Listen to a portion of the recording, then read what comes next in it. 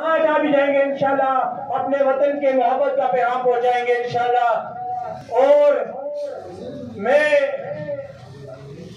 अपने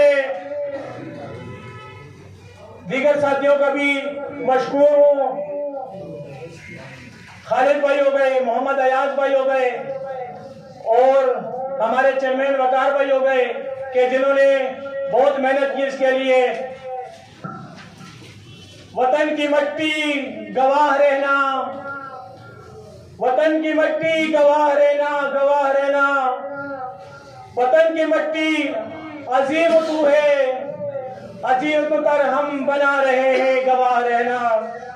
आज हम सबका यहाँ इकट्ठा होना ये साबित करता है कि हम सब वतन से और हमारी अफवाज से मोहब्बत करते हैं। और इंशाअल्लाह वक्त साबित करेगा कि जब हमारी अफवाज को, हमारी मुल्क को हमारी जरूरत पड़ेगी, इंशाअल्लाह ताला हम किसी कुर्बानी देने से दरेग नहीं करेंगे।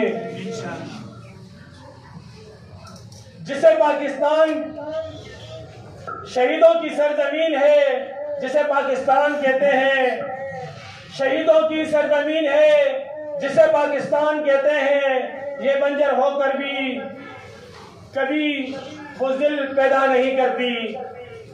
इसके बाद मैं एक नारा लगाना चाहता हूँ, पाकिस्तान अफवाज Pakistan, ISI, KPK police, Kashmir बनेगा।